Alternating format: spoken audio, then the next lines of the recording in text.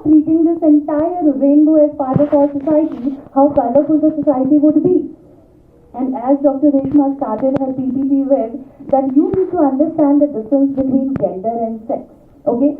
And I will just give you one little example. Once a girl is born, medically, biologically, anatomically, the girl is having some genital organs on the basis of which the doctor is going to pronounce her as a baby, or a girl child.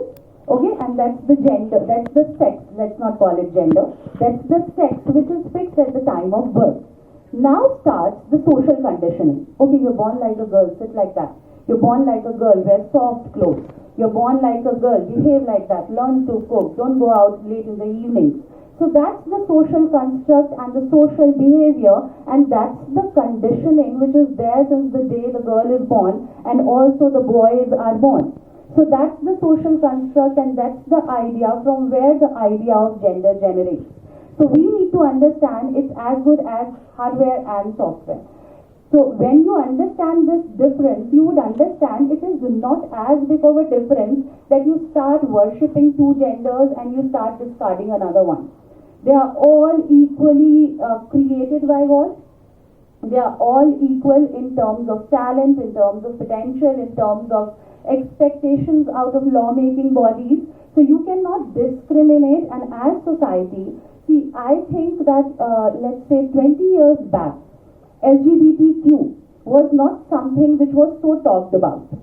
Okay? So people started talking about all sorts of gender identities, Pride Parade happened, people started coming out, they started discussing these topics across the table, and that is where the lawmakers had to see. So before NALSA gave the visibility, it was the society which created an environment that ab inko ignore nahi kiya ja sakta. Okay? And law has to intervene, and the judiciary also has to take the cognizance that people exist, and it is no more possible for the society to marginalize these people and achieve a growth which is the possible highest potential of a community. If you leave, let's go by the data, okay, and let's go by the reported or identified data. So as sir was saying, 2011 census says that there are approximately 4.88 lakhs of transgender people in India. Can you leave, I'm going just by 5 lakhs concept. So can you leave 5 lakh people behind and say that India अपने fullest potential को develop कर लेगा, grow कर देगा till 2047? No, it cannot. It is not possible mathematically, humanly, socially, and legally also. So till the time you are not taking the entire society together, you cannot achieve the highest possible potential of a society or of a country for that matter. Okay, so now let's begin with the Transgender Act, which happens to be the most progressive legislation which we have after NALSA, and the whole credit goes to NALSA, the visibility that yes, there is transgender community, which is very much part of Indian society for all the times to come.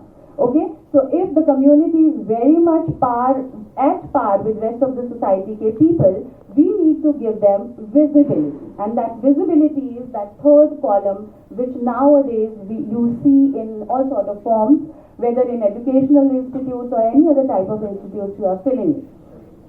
So that visibility, first of all, did one very good thing, that now we have a data. We have statistics. We can design our schemes around it. We can design our policies around it. We have created a visibility, we have created a community now which is visible in the eyes of law. And that visibility was the triggering factor when your Transgender Persons Protection of Rights Act of 2019 was enacted. But the problem with the legislation is that at few points here and there, I strongly feel that there has to be involvement of stakeholders, more and more involvement of the people from the community to make a legislation more appropriate and more suitable to address the challenges which are being faced by the community, which happens to be the subject matter of the said legislation. So to begin with, there is first part which is 2K, definition of transgender persons, and that's an umbrella term which is given to every person who is an intersex, who has gone through sex reassignment surgery, who have gone through hormonal therapies or not gone through hormonal therapies. Kinners and hijras and joktas, all those terminologies, they have clubbed together and gave them an umbrella term, transgender. So herein, the lawmakers, as far as my limited knowledge goes, they have somehow created a lacuna. Okay? The first requirement was to understand that intersexes, transgenders themselves are a community having lots and lots of biological and psychological variations in it. So till the time you put all of these people in one umbrella term, you basically again are creating a situation which is going to further intricate the position. The understanding is going to be intricate. That is where the first lacuna I find it is there in the law. Then when it comes to the process of recognition, which is your section 4, 5, 6 and 7, as far as self-perceived identity is concerned, okay, there's a prescribed form, you go, fill that form and you'll be identified as transgender and a certificate will be issued to you. But when it comes to the second certificate, which is section 7 wala certificate, the district magistrate is going to be satisfied and only after that he is going to issue you a certificate as per either sex reassignment surgery ke baad, whatever sex you claim to have now.